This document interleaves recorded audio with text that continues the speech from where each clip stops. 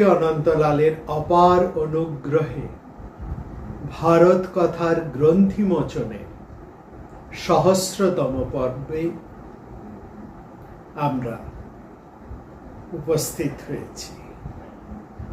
এই দীর্ঘ পথ চলায় আপনারা যারা আমাদের সহযাত্রী, তাদের প্রত্যেককেই আমার শ্রদ্ধা, বিনম্র কৃতজ্ঞতা জ্ঞাপন করছি।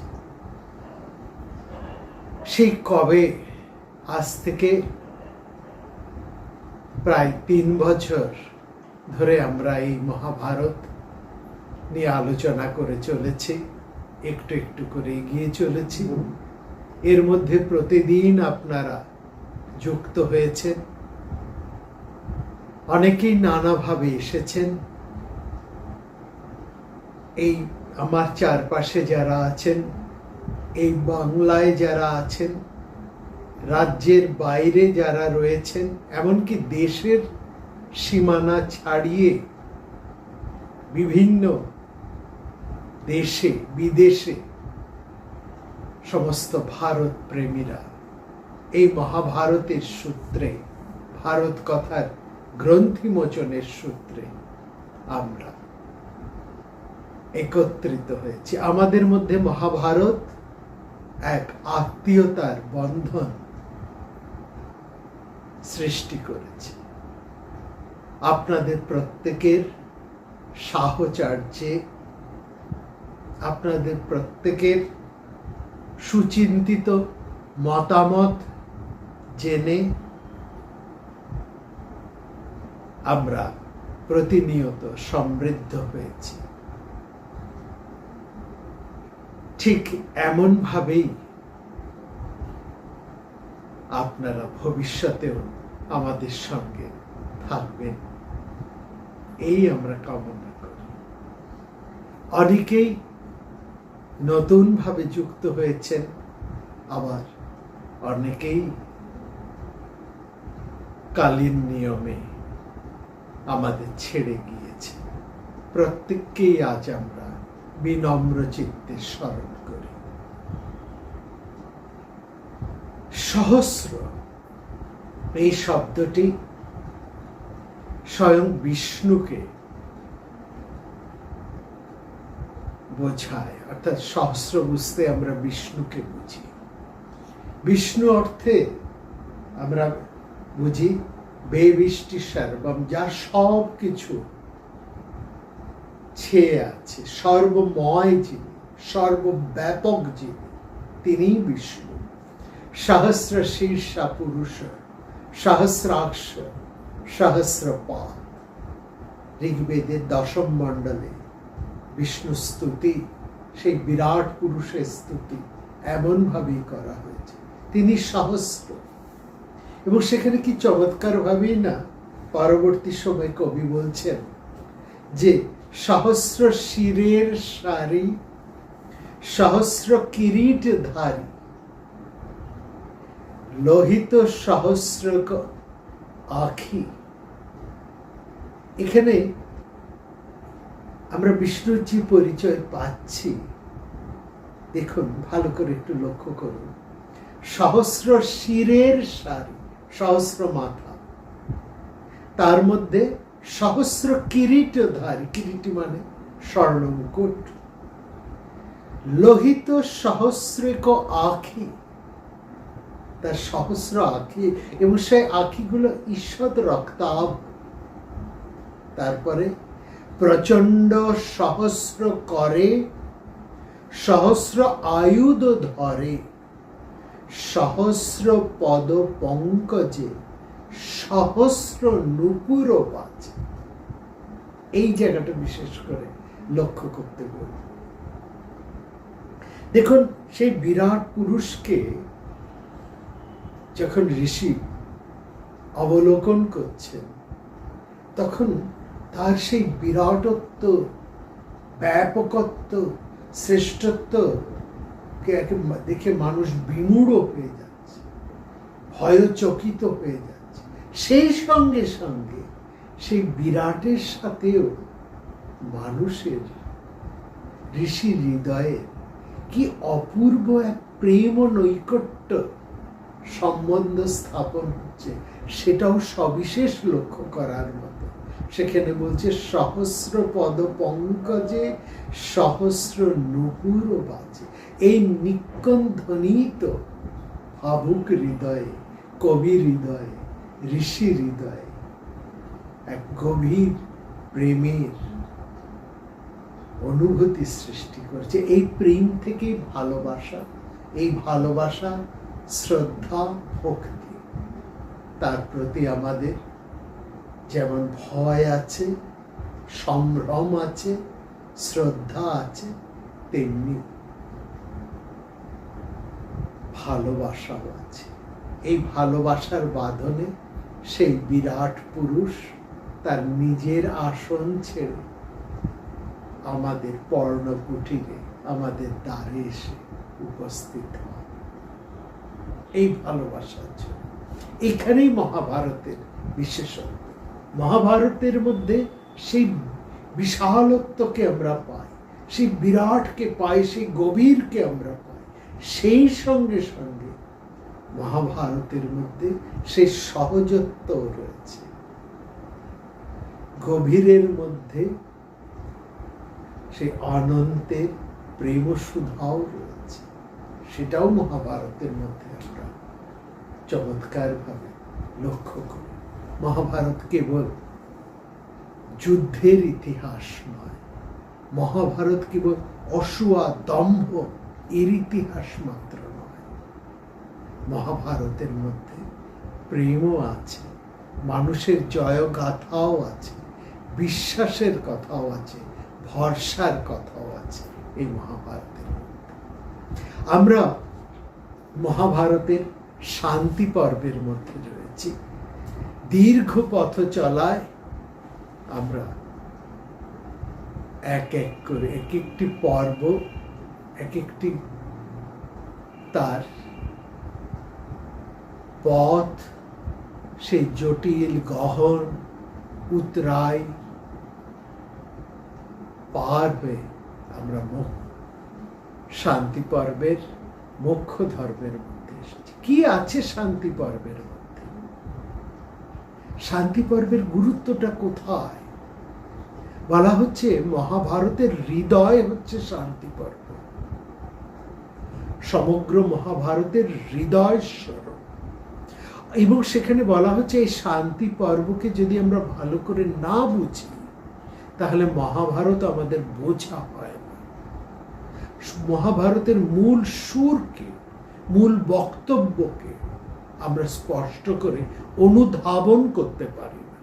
মহাভারতকে ভালো করে বুঝতে হলে মহাকবি ব্যাসদেবের অভিপ্রায়কে যথার্থভাবে ধরতে হলে, অনুধাবন করতে হলে, উপলব্ধি করতে হলে অবশ্যই অবশ্যই শান্তি পর্ব পাঠ করতে হবে।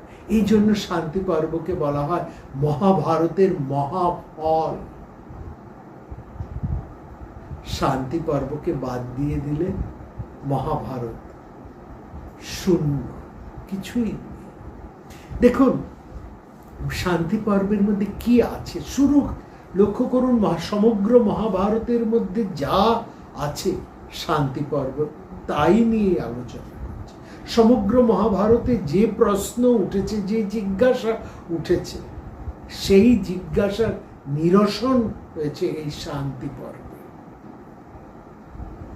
সেই প্রশ্নেরই উত্তর খুঁজছেন যুধিষ্ঠির, যিনি সেই আদি পর্ব থেকে একলা পথ চলেছেন। তার অনন্ত জিজ্ঞাসা, তিনি জানতে চাইছেন ধর্ম কি, জানতে চাইছেন মানুষের চরিত্র কি, জানতে চাইছেন সত্য কি।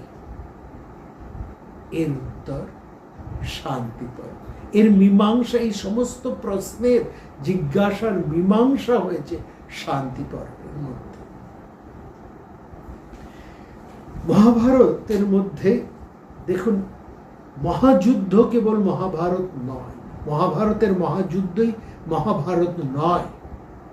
মহাযুদ্ধের, মহাভারতের মধ্যে যে সমস্ত অসূয়া আছে, যাবতীয় যা মানুষের ক্ষুদ্রতা আছে, তাই মাত্র মহাভারত। হ্যাঁ, মহাভারতের মধ্যে এগুলো আছে। আমরা দেখছি সেই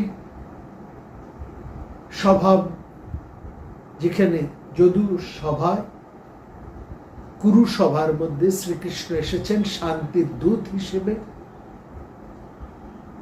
সেখানে তার সামনে দুর্যোধন তার সেই চিরন্তনী প্রতিজ্ঞা, তিনি বলছেন যে সূচের একটি তীক্ষ্ণ ভাগ, অর্থাৎ একটা সূচের আগায় যতটুকু মাটি ওঠানো যায় ভূমি থেকে, কিংবা সূচের অগ্রভাগ দিয়ে যতটুকু ভূমি বিদ্ধ করা যায়, ততটুকু মাটিও আমি ছাড়ব না পাণ্ডবদের জন্য। যাবদ বি তীক্ষ্ণায়া সূচা বিদগ্ধ অগ্রেণ মাধব তাবৎ পাপ পরিত্যাজ্যং ভূমের্ন পাণ্ডবং প্রতি। এতটুকু মাটি আমি দেব, এতটা তার দম্ভ, এতটা। এবং তিনি সাহংকরে বললেন, বিনা যুদ্ধে সুচাগ্র ভূমি তিনি পাণ্ডবদেরকে ছাড়বেন না। শ্রীকৃষ্ণ ক্রুদ্ধ হলেন দুর্যোধনের কথা, বাইরে তিনি সেই ক্রোধ প্রকাশ করলেন। এক রহস্যময় তাচ্ছিল্যের হাসি হেসে তিনি দুর্যোধনকে বললেন, তুমি যে যুদ্ধ করে বীরসজ্জা লাভের গৌরব গাথা আমাকে শোনালে, বেশ, সেই বীরসজ্জাই তুমি লাভ করবে। তুমি স্থির হও, কেবল একমাত্র তুমি নও, তোমার সঙ্গে তোমার মন্ত্রণা দাতারাও, তাদেরকে নিয়েই তুমি বীর স্বয়ং লাভ করবে। কারণ যুদ্ধটা তো অবশ্যই হবে, তুমিও যুদ্ধ চাও, আর এই যুদ্ধ অবশ্যম্ভব করে ফেলেছ তোমরা, অতএব যুদ্ধ এবার হবেই। লাভশেষে বীর শায়না বিমর্দ ভাবিতা মহান। আর এটাও জানবে, পাণ্ডবদের উপর কোনো পক্ষপাত থেকে আমি এই কথা বলিনি। যুদ্ধ লাগবে, যুদ্ধ হবে, এবং সেই যুদ্ধ হবে তোমার দোষে। দুর্যোধন জিজ্ঞেস করেছিলেন, পাশা খেলে নিজেদের সর্বনাশ ডেকে এনেছেন পাণ্ডবেরা, এখানে আমার দোষ কোথায়? শ্রীকৃষ্ণ তার উত্তরে বলেছিলেন, শুধু কি তাই বলছো? পাশা খেলা, এই পাশা খেলাটা কিভাবে হলো দুর্যোধন? তুমি রাষ্ট্রযজ্ঞে যুধিষ্ঠিরের ঐশ্বর্য সমৃদ্ধি সহ্য করতে না পেরে শকুনির সাথে বসে তুমি পাশা খেলার কুমন্ত্রণা করেছ। এমনটা যদি তুমি না করতে, তাহলে তোমার এই সরল স্বভাব জ্ঞাতি ভাইরা তোমার সাথে এই ব্যবহার করত না, এই পাশা খেলায় তারা আসতো না। এবং তুমি জানো এই পাশা খেলায় মানুষের বুদ্ধি ভ্রংশ হয়, এবং তার মানুষের নিজেদের মধ্যে একটা কলহ সৃষ্টি হয়, এবং সেই হওয়ার ব্যবস্থাটাই তুমি করেছ। এরপরেই তিনি বললেন, তুমি বলেছিলেন পাণ্ডবেরা পাশা খেলেছেন, তাতে কি দোষ হলো তোমার?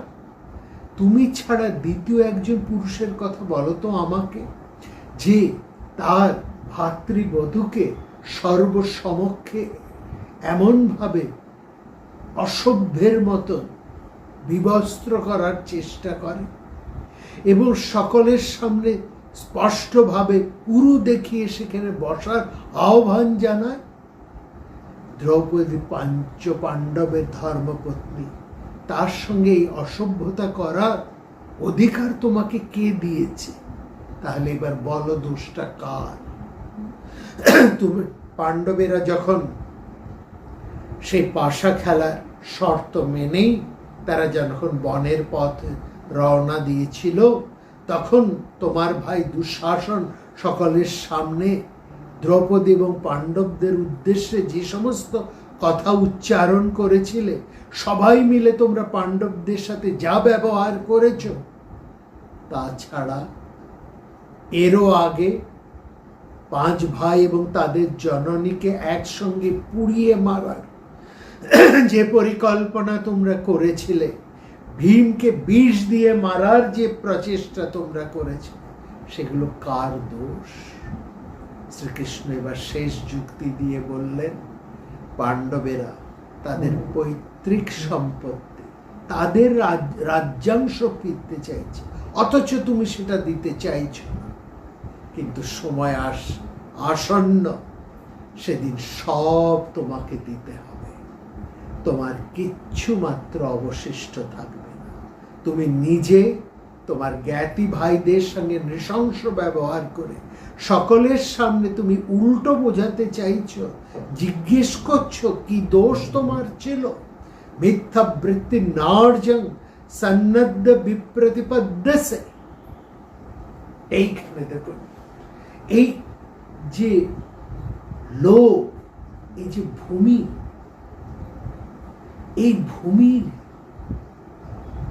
অর্থ যদি অর্থ হয়, সম্পত্তি হয়, এর থেকে মানুষের মধ্যে যে লোভ, বিকার, উন্মাদনা এবং তার কি ভয়ঙ্কর পরিণতি,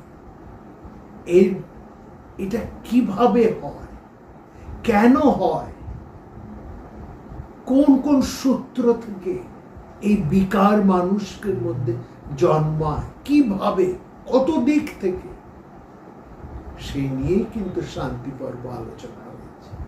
অর্থাৎ সমগ্র মহাভারতের মধ্যে যা কিছু আমরা বিকার দেখছি, সেই বিকারের কারণ শান্তি পর্ব আলোচনা করেছে। সেই বিকারগুলো কি কি, কিভাবে তার উৎপত্তি ঘটে, অর্থাৎ তার কারণ নিয়ে। শুধু তাই মাত্র নয়, সেই বিকার থেকে মানুষ কিভাবে নিজেকে রক্ষা করবে, কিভাবে রক্ষা পেতে পারে, অর্থাৎ বিকারজনিত অসুখ এবং সেই অসুখের প্রতিকার, এই প্রতিকারের কথাও কিন্তু শান্তি পর্বের মধ্যে আলোচনা করা হয়েছে। মহাভারতের মধ্যে যা যা ঘটনা ঘটেছে, প্রত্যেকটা ঘটনার কার্য, কারণ এবং তার প্রতিকার শান্তি পর্বের মধ্যে বিস্তৃতভাবে আলোচনা। শান্তি পর্বের মধ্যে সেই মনস্তাত্ত্বিক আলোচনাগুলো করা হয়েছে, সেই দার্শনিক আলোচনা করা হয়েছে, সেই ধর্মের একটা বিশদ পটভূমিকায় তার আলোচনা করা হয়েছে। মানুষের মনস্তত্ত্বকে নিয়ে, মানুষের আচরণকে নিয়ে, মানুষের কাজের পরিণামকে নিয়ে, এবং সেই সঙ্গে এই বিপ্রতীপ অবস্থা থেকে, এই বিকার থেকে মানুষ কিভাবে রক্ষা পেতে পারে, কি করলে সে ভালো থাকতে পারে, কি করলে সে অধঃপতন থেকে নিজেকে আবার তুলে ধরতে পারে, এই যন্ত্রণা থেকে সে মুক্তি লাভ করতে পারে, এই অসুখের মহা ঔষধ কি করে মানুষ আনন্দে, সুস্থভাবে, নিরোগ দেহে বাঁচতে পারে, নিশ্চিন্তে ঘুমোতে পারে, সে কথারই আলোচনা করা হয়েছে এই মহাভারতের শান্তি পর্বে। শান্তি পর্বের সেই জন্য আমরা দেখছি রাজধর্ম পর্ব আছে, সেখানে মানুষের কি করণীয়, কর্তব্য সমূহ তা নিয়ে আলোচনা করা হয়েছে। আপদ ধর্ম, অর্থাৎ মানুষের স্বাভাবিক এবং অস্বাভাবিক দুটো সময় আছে, অর্থাৎ মানুষের সব সময় তো একরকম অবস্থা যায় না, কখনো ভালো সময়, কখনো তার মন্দের সময়। ভালো সময় অর্থাৎ পরিস্থিতি যখন স্বাভাবিক, তখন সে কেমন ভাবে চলবে, তখন তার ধর্ম কি হবে, কি আচরণ করবে, কি সে করবে, কি সে করবে না। আর তার সে যখন বিপ্রতীপ পরিস্থিতির মধ্যে থাকবে, যে পরিস্থিতি তার পক্ষে স্বাভাবিক নয়, সেরকম একটা অস্বাভাবিক পরিস্থিতির মধ্যে, যাকে বলছে আপৎকালীন অবস্থা, বিপন্নতার মধ্যে, যখন সবকিছুই তার বিরুদ্ধে, সেই সম্পর্কে, সেই সময় সে কিভাবে বাঁচবে, কিভাবে সে সেই সময়ও ভালো থাকবে, এবং কোন সাবধানতা অবলম্বন করবে তাই নিয়েও আলোচনা করা হয়েছে। এবং এই মানুষের অন্তর্জাত যা কিছু বিকার, যা অবশ্যম্ভাবী, মহাভারতের এটি হচ্ছে সবচেয়ে বড় গুণ। মহাভারত কোনোটাকে অস্বীকার করে না। মানুষের মহত্বকেও যেমন মহাভারত গুরুত্ব দিয়ে আলোচনা করেছে, তেমনি মানুষের মধ্যে যে স্বাভাবিক লোভ, তৃষ্ণা, ক্ষুদ্রতা, নীচতা, শটতা, অসূয়া, হিংসা, ঘৃণা, যাবতীয় লোলুপতা, সব কিছুকে কিন্তু মহাভারত স্বীকার করেছে। তার মহত্বকেও স্বীকার করেছে, তার স্বাভাবিকভাবে সেই মানুষ যে নিচ বা শটতার মধ্যে পড়ে যায়, তার বিকারগুলোকে, এগুলোকেও মহাভারত কিন্তু অস্বীকার করে না। এটা মহাভারত। এবং এই ক্ষুদ্রত্ব থেকে, এই নীচতা থেকে, এই অসূয়া থেকে, এই হিংসা থেকে, এই ঋণহিংসা থেকে, এই লোভ থেকে, এই মন্যময়তা থেকে সেই মানুষ কেমন ভাবে রক্ষা পেতে পারে, কেমন ভাবে সে উদ্ধার হবে, কিভাবে সে আবার ভালো থাকতে পারে, সে তার উপায়টুকু, অর্থাৎ অসুখের রূপ, তার কারণ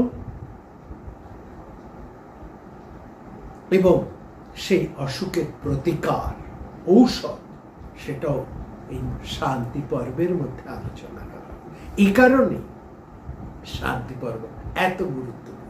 এবং শান্তি পর্বের মধ্যে মানুষের মনস্তাত্ত্বিক ঘটনাকে, মনস্তত্ত্বকে এত গভীরভাবে বিশ্লেষণ করা হয়েছে নানা দিক দিয়ে। সেই জন্য শান্তি পর্বকে বলা হচ্ছে মহাভারতের হৃদয়। শান্তি পর্ব হচ্ছে মহাভারতের মহাফল।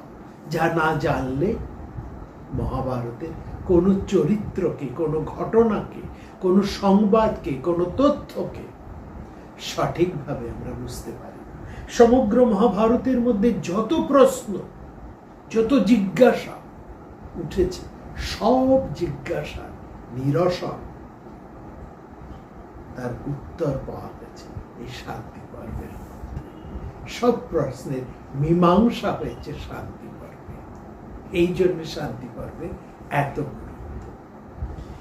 দেখুন, শান্তি পর্বের মধ্যে আমরা যে বিষয় লক্ষ্য করুন, দুটো জিনিস। যুদ্ধ আরম্ভ হবে, ঠিক যুদ্ধের পূর্বাহ্নে যে কারণ নিয়ে যুদ্ধ হচ্ছে, অর্থাৎ সেখানে ধৃতরাষ্ট্র সঞ্জয়কে ঠিক যুদ্ধের আরম্ভে জিজ্ঞেস করছেন, অর্থাৎ ভীষ্ম পর্বের মধ্যে আমরা দেখছি যুদ্ধের আরম্ভে ধৃতরাষ্ট্র যেন খানিকটা বিমূঢ়, খানিকটা বিচলিত। তিনি তার পিতা ব্যাসদেবের কাছে যুদ্ধের জয়সূচক লক্ষণ জানতে চাইছেন, আবার সঞ্জয়ের কাছে তিনি জানতে চাইছেন কিভাবে। তিনি বুঝতে উঠে তার কারণেই যে বিরাট ঘটনা ঘটতে চলেছে, এই কুলক্ষয় ঘটতে চলেছে, সেটা তিনি বুঝতে পারছেন, কিন্তু আর ফিরে আসার পথ নেই। তার অন্তরের লোভ, মাৎসর্য তিনি সংক্রামিত করেছেন তার সন্তানের মধ্যে, এবং সেটা এখন তার হাতের বাইরে চলে গেছে, আর ফিরে আসার মধ্যে নেই। তবু দেখুন, সে কারণেই এত অন্ধকার, এত লোভ, এত অসূয়া, এত মাৎসর্য ধৃতরাষ্ট্রের মধ্যে আছে। তবু তাকে মহাপ্রাজ্ঞ বলা হচ্ছে, তাকে বলা হচ্ছে প্রজ্ঞাচক্ষু, কারণ তিনি আবার সঠিক কারণটিও বুঝতে পারছেন। তিনি সঠিক কারণটিকে জিজ্ঞাসাও করছেন।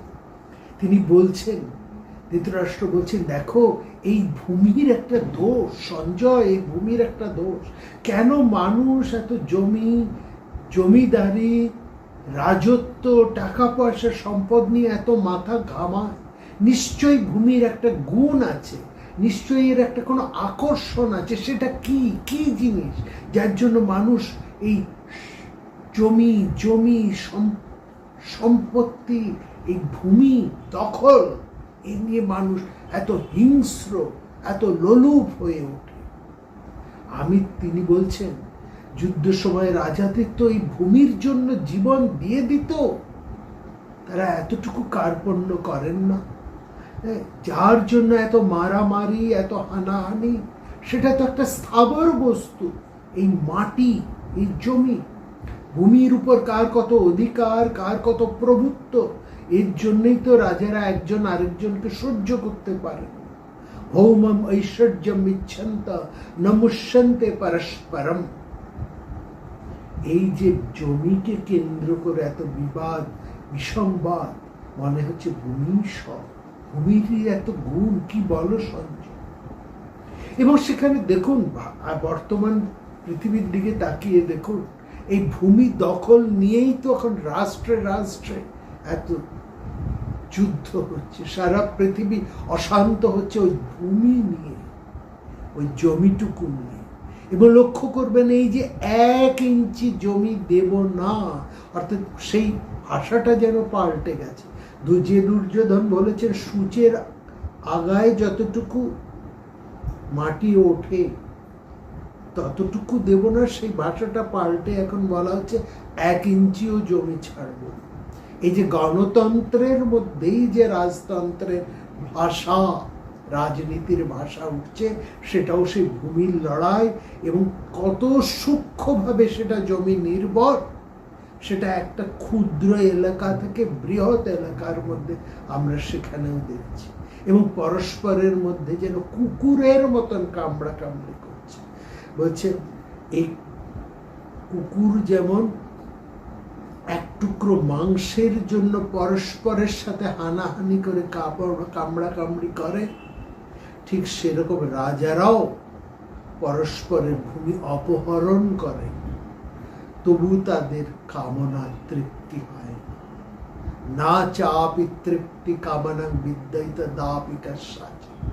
ভূমির এই যে গুণ আছে, এই গুণ এখনো রাজতন্ত্রে, সমাজতন্ত্রে, গণতন্ত্রে, আমাদের ভোটতন্ত্রে, সবকিছুর মধ্যেই আমরা সেটাকে দেখি। সব জায়গার মধ্যে আমার অধিকার আছে, ওইটিও আমার চাই। সমস্ত সম্পত্তি আমার মালিকানাধীন, ওই এক কোণে যেটা পড়ে আছে ওইটিও আমার চাই। সবটাই আমাকে পেতে, আমায় যে সব পেতে হবে, দিতে নয়। আমার যে সব কেড়ে নিতে হবে, এই হয়ে গেছে এখনকার ভাষা। ঠিক এই বিষয় থেকেই মহাভারতের শান্তি পর্বের সেই আলোচনা আরম্ভ হচ্ছে। এবং সেখানে আমরা দেখছি এই যে বিচিত্র আলোচনা, সেখানে একটি শব্দ আসছে মহাভারতের মধ্যে, একটু আরম্ভ হচ্ছে, সেখানে একটি চমৎকার শব্দ পাচ্ছি আমরা, আততায়ী। এই যে আততায়ী একটি শব্দ, যুদ্ধ করব না, এই যে যুদ্ধ বিরুদ্ধে হচ্ছে একজন আরেকজনের সঙ্গে আততায়ী, অর্থাৎ একজনকে আমরা তাকে মারব। এই যে আততায়ী, কত রকম ভাবে আততায়ী হতে পারে। আততায়ী কি শুধুমাত্র একজন একজনকে প্রাণে বধ করলে আততায়ী হয়? মহাভারত বলছে না, আততায়ী কত রকমের সংজ্ঞা মহাভারত তুলে দিয়েছে। বলছে একজন মানুষকে খুন করছে, আগুন দিয়ে পোড়াচ্ছে, তার ঘরে আগুন লাগাচ্ছে, তার সম্পত্তি হরণ করছে, তার স্ত্রী পুত্র পরিবারকে কষ্ট দিচ্ছে, ধর্ষণ করছে, এমনকি তাকে মানসিকভাবে অত্যাচার করছে, তাকে দেখিয়ে দেখিয়ে, তাকে না দিয়ে তার মনে কষ্ট তৈরি করছে, তাকে ভয় দেখাচ্ছে, তার খাবারকে তাকে খেতে না দিয়ে তাকে কষ্ট দিচ্ছে। এই সবটাই হচ্ছে আততায়ী, এই সবটাই হচ্ছে তাকে নৃশংসতা। এই সমস্ত নৃশংসতা, ঈর্ষা, অসূয়া, হিংসা পরায়ণতা, এসবের উল্টো দিকেও মহাভারতের মধ্যে আবার আরেকটি কথা আছে, আনৃশংসতা। সেই আনৃশংসতাও যে কত রকমের হতে পারে, নৃশংসতা কত রকমের হতে পারে, এবং তার বিপরীতে যে নৃশংসতার ভাবনা, সেটাও মহাভারতের ভাবনা। সেই জন্য মহাভারতের মূল সুর কিন্তু সেই যুদ্ধের উন্মাদনা নয়।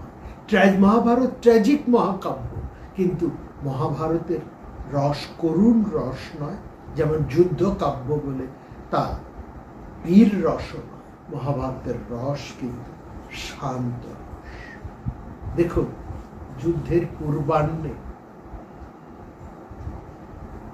তো ব্যাসদেব তার পুত্র ধৃতরাষ্ট্রের কাছে এসেছে, ঠিক যুদ্ধের পূর্বাহ্নে। এর আগে বহুবার এসেছে, বহুবার তিনি তার ছেলেকে বিপদ থেকে পথে আনার চেষ্টা করেছেন। কুলক্ষয়ের কারণ হতে পারেনি ভাবে তাকে ভৎসনা করেছেন, ভয় দেখিয়েছেন, ভালো কথা বলেছেন, নিজে পারেননি, অন্য বড় ঋষিকে দিয়ে বলাবার চেষ্টা করেছেন। ধৃতরাষ্ট্রকে পথে আনতে পারেন। শেষে তিনি যখন যুদ্ধ শুরু, তিনি এক অদ্ভুত প্রস্তাব নিয়ে এসেছেন ছেলের কাছে। বললেন, এই যুদ্ধটা কি তুমি দেখতে চাও? আমি তোমাকে দিব্য চক্ষু দান করব। যুদ্ধক্ষেত্রে কোথায় কি ঘটছে সেটা তুমি দেখতে পাবে। চক্ষুর দদানিতে পুত্র যুদ্ধ মেতান্নিশ আশায়। তো এই যুদ্ধে যা হচ্ছে সে সবটাই তুমি দেখতে পাবে। এই যে ভয়ঙ্কর সময়ে দিব্যচক্ষু দান করার যে প্রস্তাব পিতা পুত্রের কাছে রাখলেন, সেখানে পিতা পুত্রকে কোন শাস্তি দিতে চাইছেন? তিনি বলছেন, রাজ্যের অধিকার নিয়ে, রাজ্য, এই ভূমি নিয়ে তোমার মধ্যে যে আসক্তি, যে লোভ, তার পরিণাম এবার তুমি স্বচক্ষে দেখো। আসক্তি এতটাই যে তুমি নিজে দাঁড়িয়ে দাঁড়িয়ে, বসে বসে এই যুদ্ধের পরিণাম, তোমার পুত্রের মৃত্যু নিজ চোখে দেখো। দেখো তোমার এক এক করে জ্ঞাতিরা কিভাবে শেষ হয়ে যাচ্ছে, তোমার স্বপক্ষের লোকের কিভাবে মারা পড়ছে, কিভাবে মারা যাচ্ছে তোমার শতপুত্র। হাজার উপদেশ দিয়েও পিতা যা করতে পারেননি, আজ অতি নির্বিন্ন অবস্থায় বলছেন, আমি তোমাকে দিব্য চক্ষু দিচ্ছি, তুমি ভালো করে যুদ্ধটা দেখো। আসলে যুদ্ধ দেখা তো নয়, তো বলছেন তোমার ছেলেরা কালপক্ষ হয়েছে। ব্যাসদেব তার পুত্রকে বলছেন, তোমার ছেলেরা কালপক্ষ হয়েছে, তুমি দিব্য চক্ষুতে সেই যুদ্ধকে দেখো। কালপক্ষ মানে কালের দ্বারা তারা পুক্ষ হয়েছে, অর্থাৎ কাল গ্রাস করবার মতন পক্কতা তারা লাভ করেছে। যুদ্ধে তোমার প্রিয় পুত্রদের মৃত্যু দেখতে চাও কি তুমি? আমরা দেখলাম ধৃতরাষ্ট্র লোভী হলেও তার মধ্যে প্রাজ্ঞতা আছে, তিনি বুদ্ধিমান। তিনি সঙ্গে সঙ্গে পিতার প্রস্তাব প্রত্যাখ্যান করে আরো সূক্ষ্ম জবাব দিয়ে বলছেন, আমি এই যুদ্ধে জ্ঞাতিবধ দেখতে পারবো না, তার চেয়ে আপনি এমন একটা ব্যবস্থা করুন যাতে এই যুদ্ধের বিবরণ আমি স্বচক্ষে নয়, সকর্ণে শুনতে পাই। সেখানে আমরা দেখলাম সঞ্জয়, তিনি এই দিব্য চক্ষু লাভ করলেন এবং ব্যাসের কৃপায় তিনি দিব্য জ্ঞান সম্পন্ন ঋষি হয়ে উঠছেন। আসলে তার মধ্যে এই উপকরণটা রয়েছে বলেই, সঞ্জয়ের মধ্যে ঋষি হয়ে ওঠার উপকরণ আছে বলেই তিনি কিন্তু দিব্য চক্ষু লাভ করেছেন। এইটাও বুঝতে হবে, দিব্য চক্ষু লাভ করার উপকরণ ব্যাসের মধ্যে, ধৃতরাষ্ট্রের মধ্যে নেই, তিনি লাভ করতে পারেন। সঞ্জয়ের মধ্যে আছে। সঞ্জয় যিনি সুতপুত্র, যিনি সুতপুত্র হলো সেকালকার সুতেরা, রাজনৈতিক বিচক্ষণ পুরুষ। তারা যেমন রথ চালান, তেমনি তারা রাজা নির্বাচন করেন। অথর্ব বেদের মধ্যে আমরা সেই সূত্রের মধ্যে দেখছি রত্নী, তারা হচ্ছেন রত্নী, অর্থাৎ যারা রাজা নির্বাচন করেন তাদের মধ্যে হচ্ছে এই রথকর্তারা, এই সুতেরা, এবং তারা অত্যন্ত প্রাজ্ঞ, তারা অমাত্য হিসেবে কাজ করেন। এবং এখানে সঞ্জয়কে আমরা দেখছি তিনি এতটাই বিচক্ষণ, এতটাই বুদ্ধিমান, তাকে দূত হিসেবে পাঠাচ্ছেন। হ্যাঁ, তিনি রাজার আজ্ঞা পালন করছেন, কিন্তু প্রয়োজনে রাজাকে ভৎসনাও করছেন। উপযুক্ত কথা, যথাযথ কথা শোনাতেও তিনি কিন্তু ছাড়ছেন না। সেই সঞ্জয়, যার মধ্যে সেই গুণ রয়েছে, তিনি দিব্য চক্ষু লাভ করেছেন।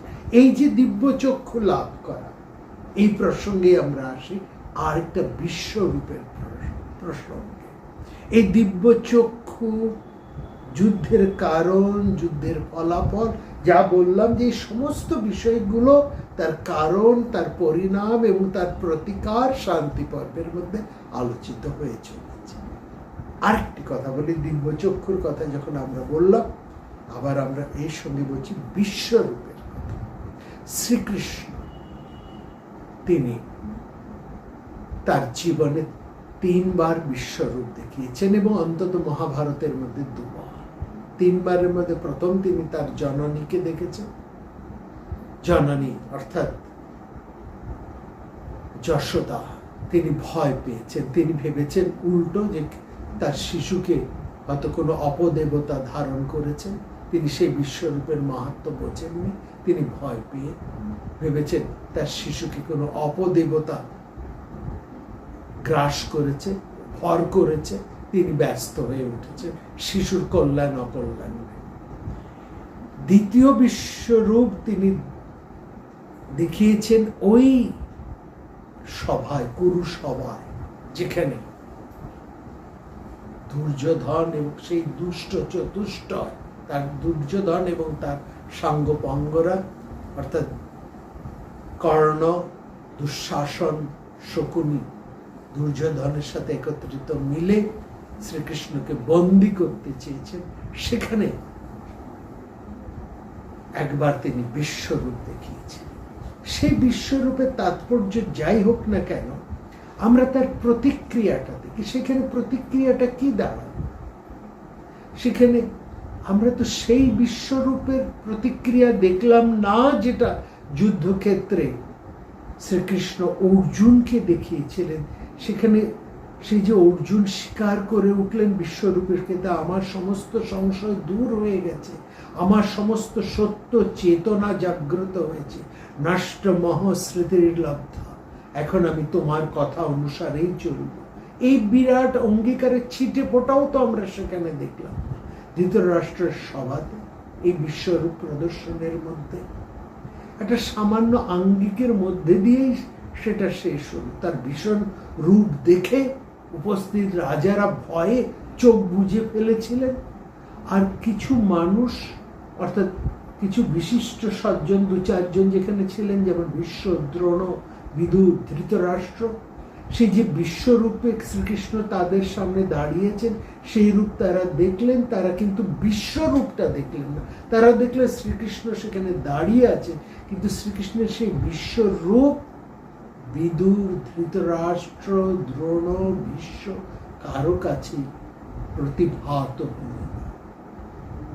আর দুর্যোধন আর দুষ্ট চতুষ্টয়, তাদের কাছে এটা মনে হলো যে এটা একটা ভেলকি তিনি দেখাচ্ছেন, একটা অন্য কোন রকম অলৌকিক একটা কোনো ব্যাপার তারা দেখাচ্ছে। এটা তাদের মনে হয়েছে ভেলকি বলছে। তাদের কাছে ভাবলো যে শ্রীকৃষ্ণ একটা ভেলকি দেখিয়ে গেলেন, আর কোনো প্রভাব। এই তাৎপর্যটা এই যে এখানে বিশ্বরূপ প্রদর্শন এবং অন্যের মধ্যে তেমন কোনো প্রতিক্রিয়া না হওয়া, তার তাত্ত্বিক তার একটা গুরুত্বপূর্ণ অন্তর্নিহিত তাৎপর্য আছে। কি সেটা? সেটা হচ্ছে যে এই বিরাট রূপকে, বিশ্বরূপকে উপলব্ধি করার কিন্তু ধারণেরও ক্ষমতা থাকা চাই। এটা যেমন সাধারণ বিদ্যা লাভ সাধারণ মানুষ করতে পারে, কিন্তু বিশেষ কিছু বিদ্যা লাভের জন্য তার যেমন যোগ্যতর প্রার্থীর দরকার।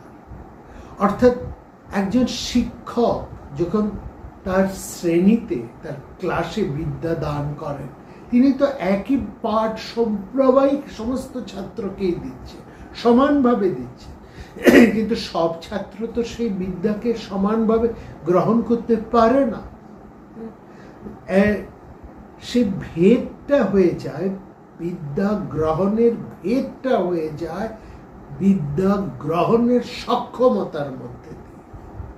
অর্থাৎ স্বচ্ছ নির্মল মনি যে আলোকের বিকিরণ গ্রহণ করে তাকে যে বিকিরণ করতে পারে, একটা মাটির দলা তো তা পারে না। অথচ আলো তো সবার মধ্যে পড়ছে, মাটির মধ্যে পড়ছে, পাথরের মধ্যে পড়ছে, জলের মধ্যে পড়ছে, স্বচ্ছ মনির মধ্যেও পড়ছে। স্বচ্ছ মনির সেই আলোকে ধারণ করে সেটাকে যেভাবে আবার বিকিরণ করতে পারে, পাথর মাটি তো সেটা পারে না। সেখানেই হচ্ছে আসল কথা, অর্থাৎ ধারণ পাত্র। ঠিক তার ফলে এই বিশ্বরূপের প্রতিক্রিয়া সমানভাবে সব জায়গায় ঘটে না। ঠিক সেই যে দিব্যচক্ষুর কথা আমরা এখানে বললাম, এই দিব্যচক্ষু ধৃতরাষ্ট্র গ্রহণ করার তার ক্ষমতাই নেই, কারণ তিনি তার অন্তর্দৃষ্টি প্রজ্ঞাচক্ষু তাকে বলা হচ্ছে। তিনি কোনটা ভালো কোনটা মন্দ সেটা তিনি ভালো বোঝেন, কোনটা ন্যায় কোনটা অন্যায় এই জ্ঞান তার টনটনে আছে, কিন্তু তিনি অসুয়া থেকে বেরিয়ে আসতে পারেন না, লোভ থেকে বেরিয়ে আসতে পারেন না। স্নেহান্ধ তিনি মূঢ়ান্ধ, মোহগ্রস্ত, অত্যন্ত লোভী লোক। তিনি সব জেনে বুঝেও মোহ গর্তে নিপাতিত, সেখান থেকে উদ্ধার হবার কোনো ক্ষমতা তার নেই। এই জন্য বিশ্বরূপের তাৎপর্য যেমন সবার কাছে হয় সমানভাবে আসে না বা আসেই না, ঠিক সেরকম একই রকম দিব্যচক্ষুর গ্রহণের সামর্থ্য সেভাবে সবার কাছে নেই। এই শ্রীকৃষ্ণকে বিরাট রূপে চেনেন ভীষ্ম, দ্রোণ, বিদুর। তারা স্নেহান্ধতায় হয়তো অনেক কিছু ভুলেও যান, তত্ত্ববোধ তাকে জানে। ধৃতরাষ্ট্র যখন বিদুরের কথা শোনেন তখন তার মধ্যে খানিকটা শুভবুদ্ধি জাগে, কিন্তু আবার তার সামনে যখন দুর্যোধন এসে দাঁড়ায় তখন সেই লোভ, মোহ, স্নেহান্ধ তার সব কিছুকে তাকে নষ্ট করে দেয়। সেই জন্য বিশ্বরূপ অবলোকন করতে পারলেন না ধৃতরাষ্ট্র। এই জায়গাটাই বোঝে। এই সব কিছুকে নিয়েই আমাদের শান্তি পর্ব অত্যন্ত চমৎকার করে মহাভারতের এই তত্ত্বগুলোকে তুলে ধরেছে সেখানে এই বিশ্বরূপের তাৎপর্যের মধ্যে দিয়ে। আর দেখুন, সব শেষে আমরা একটি কথা বলি, আগামী পর্ব থেকে তো আমরা আবার সেই শান্তি পর্বের বিভিন্ন ঘটনাগুলোকে এক এক করে তুলে ধরব, এবং সেখান দিয়ে দেখবেন সমগ্র মহাভারতের মধ্যে যে ঘটনা ঘটেছে, যে বিষয় উঠেছে, যে প্রশ্ন উঠেছে, যে জিজ্ঞাসা জেগে উঠেছে, তারই মীমাংসা হয়েছে এই শান্তি পর্ব, যে কথা আমরা বারবার বলছি। শুধু তাই নয়, মহাভারতের শান্তি পর্বের পটভূমিকা হচ্ছে যুদ্ধের শেষ। যুদ্ধ, মহাযুদ্ধ, মহাভারতের মহাযুদ্ধ, তার শেষ হচ্ছে এই শান্তি পর্ব। কিন্তু ভালো করে লক্ষ্য করবেন, আমরা ব্যাসদেব মহাযুদ্ধ এবং শান্তি পর্ব দুটিকে একই রকম ভাবে উপস্থাপন করেছে। অর্থাৎ আমরা বলেছি ব্যাসদেব বিশাল ক্রান্তদর্শী কবি, বিরাট ঘটনাকে তিনি উপস্থাপন করছেন, তার মধ্যে বিরাট দর্শন আছে, বিরাট ভাব আছে, বিরাট রস আছে, বিরাট তত্ত্ব আছে, যা সর্বকালের সর্বমানুষকে, সারা পৃথিবীর মানুষকে ভাবিয়েছে। সমস্ত পৃথিবীর পড়াশুনো জানা মানুষ, যারা পড়াশুনো করেন, যারা জ্ঞান চর্চা করেন, যে কোনো ধারারই হোক না কেন, প্রত্যেকেই মহাভারত নিয়ে চিন্তা করেছেন। মহাভারত তাদের চিন্তার খোরাক জুগিয়েছে, তাদের প্রশ্নের মীমাংসাও জুটিয়েছে। প্রত্যেকেই মহাভারতের আধারের মধ্যে একটা আশ্রয় লাভ করেছে, করে চলেছে। এই জন্যই মহাভারত এতটা প্রাসঙ্গিক। এখানেই মহাভারতের অনন্যতা, এখানেই মহাভারতের প্রাসঙ্গিকতা। কথা বলছে সমগ্র মহাভারতের অন্তর্ফল, মহাফল, হৃদয়, এই শান্তি পর্ব। এবং সেখানে দেখুন ব্যাসদেব কেবলমাত্র ওই তার কারণ, প্রতিকার ইত্যাদি বলছেন, শুধুমাত্র তা নয়, এই দুটিকে উপস্থাপন করছেন একই রকম ভাবে। ব্যাসদেব যিনি অনন্য কথাকার, ক্রান্তদর্শী কবি, তিনি একজন চমৎকার নাট্যকারও বটে। কি অপূর্বভাবে তিনি এইসব ঘটনাগুলোকে উপস্থাপন করেছেন। দুটিকে লক্ষ্য করে যুদ্ধ পর্ব আরম্ভ হচ্ছে ভীষ্ম পর্ব থেকে। মহাভারতের যুদ্ধ পর্ব শুরু হচ্ছে ভীষ্ম পর্ব থেকে। অন্যদিকে শান্তি পর্ব আরম্ভ হচ্ছে মহাভারতের যুদ্ধের শেষ, ঠিক সেখান থেকে। দুটো জায়গায় কি বিশেষ করে লক্ষ্য করি, দুটি জায়গায় একই রকম ভাবে অর্থাৎ পর্দা উন্মোচন হলো, নাট্য শুরু হবে, পর্দা ধীরে ধীরে উন্মোচিত হলো। দর্শক আসনে আমরা যারা বসে আছি, ভীষ্ম পর্বে ঠিক যা দেখছি, শান্তি পর্বে আমরা ঠিক তাই একই জিনিস দেখছি, একই রকম। লক্ষ্য করুন, ভীষ্ম পর্ব আরম্ভ হচ্ছে কি, সেখানে ব্যাসদেব কি চমৎকার ভাবে তার উপস্থাপন করছে।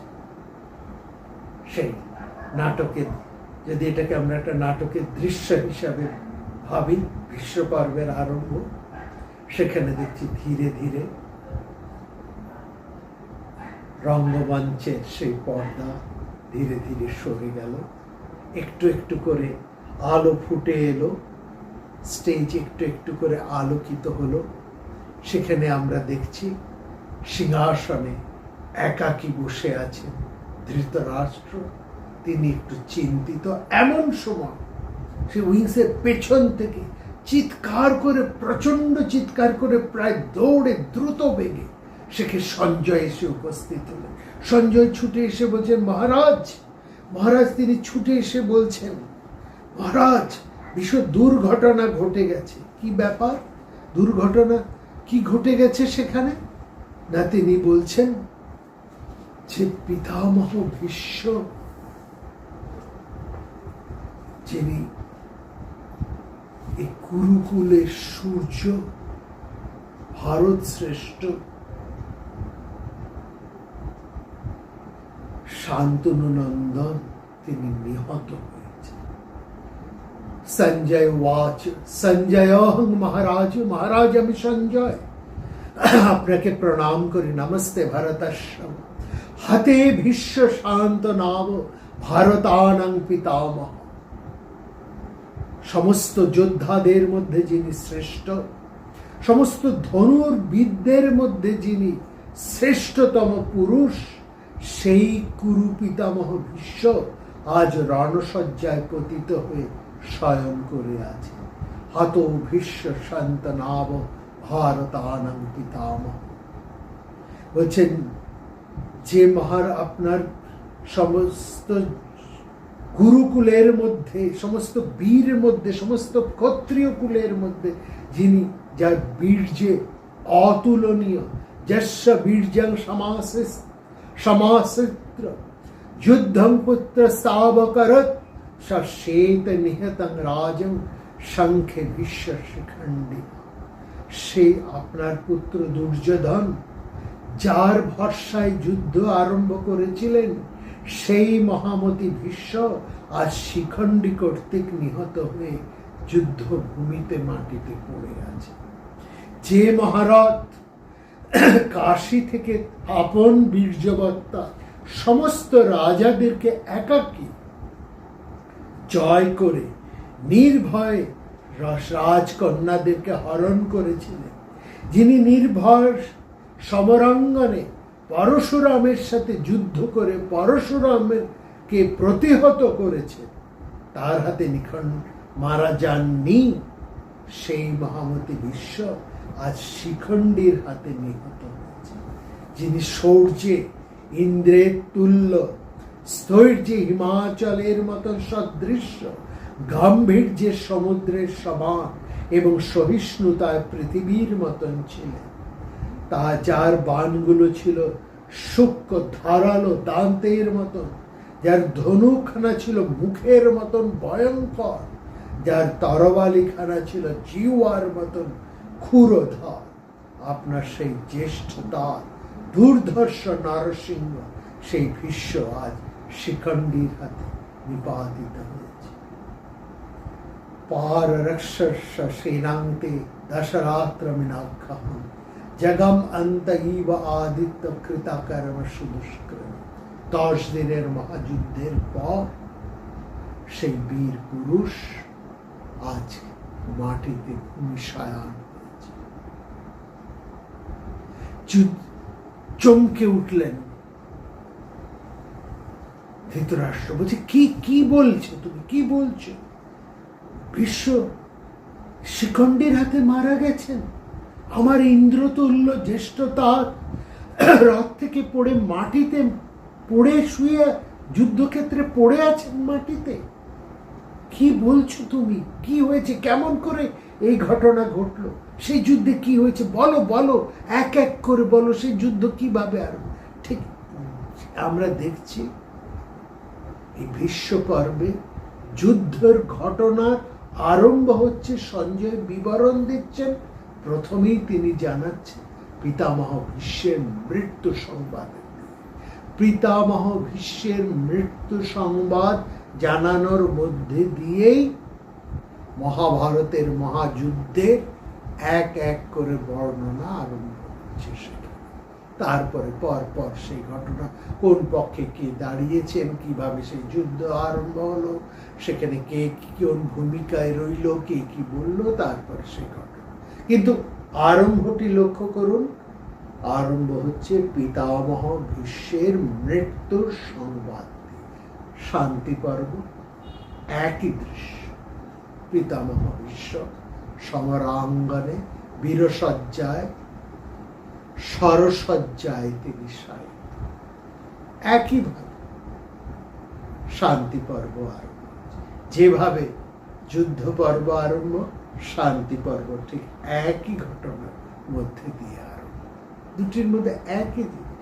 তারপরে ফ্ল্যাশব্যাকে যেমন যুদ্ধের ঘটনা একের পর এক জিজ্ঞেস করছেন, ধৃতরাষ্ট্র উত্তর দিয়ে যাচ্ছেন মহাপ্রাজ্ঞ সঞ্জয়। আর ঠিক এখানেও সেই শায়িত ভীষ্মের কাছে শ্রীকৃষ্ণের নির্দেশে জিজ্ঞাসা করছেন যুধিষ্ঠির, এক এক করে প্রশ্ন, বিকারের লক্ষণগুলো জিজ্ঞাসা করছেন ধৃতরাষ্ট্র, আর এই বিকার থেকে মুক্তির উপায় জিজ্ঞাসা করছেন যুধিষ্ঠির। এইটাই হচ্ছে কেবলমাত্র পার্থক্য। বিকার কি কি বিকার হয়েছে, কি কি যন্ত্রণা, কি জ্বালা, তার কথা জিজ্ঞাসা করছেন, তার খবর শুনছেন ধৃতরাষ্ট্র।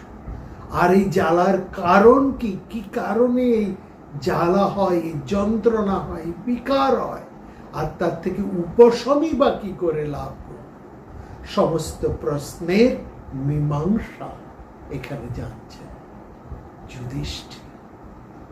বিকারের লক্ষণ যুদ্ধক্ষেত্রে বিশ্ব পর্বে আরম্ভ, বিশ্ব, তারপরে কর্ণ দ্রোণ, পর এভাবে চলবে। বিশ্ব, দ্রোণ, কর্ণ, শল্য পর্ব এইভাবে এগিয়ে চলবে, আর এখানে আমরা শান্তি পর্বের মধ্যে আমরা পাব সেখানে রাজধর্ম পর্ব, আপদ ধর্ম পর্ব এবং শেষকালে মোক্ষ ধর্ম। এক জায়গায় ঘটনা, আরেক জায়গায় ঘটনার কারণ এবং তার উপসম। এখানেই শান্তি পর্বের অনন্যতা, তার গুরুত্ব, তার মহাফলত্ব। এ কারণে শান্তি পর্বকে সঠিকভাবে অনুধান না করলে, না বুঝলে মহাভারত বোঝা যায় না। শুধু ঘটনা জানা যায়, কি কারণে ঘটল, তার মধ্যে থেকে যে অজস্র প্রশ্ন উঠে আসে, সেই প্রশ্নের উত্তর পাওয়া যায় না। এজন্য আমাদেরকে শান্তি পর্ব পাঠ করতেই হবে, অনুধ্যান করতেই হবে, শুনতে হবে, নিবিষ্ট হয়ে শুনতে হবে, বারবার শুনতে হবে, ফিরে ফিরে শুনতে হবে। এই শান্তি মহাভারতের মহা। আমরা সেই শান্তি পর্বের কথাই আগামী দিনে পর্ব ধরে ধরে আপনাদের কাছে তুলে আনব এবং আপনাদের কাছে আমাদের একটি প্রার্থনা, কখনোই নির্ভারত হয়ে থাকবেন না। জীবনে যদি আমরা সুখ চাই, আনন্দ চাই, প্রতিষ্ঠা চাই, সেটা দিতে পারে এই শান্তি পর্ব। প্রাণারাম প্রাণারাম প্রাণারাম প্রাণারাম প্রাণারাম প্রাণারাম। কি যেন লুকানো নামে তাই মিষ্ট এত তব নাম। প্রাণারাম প্রাণারাম প্রাণ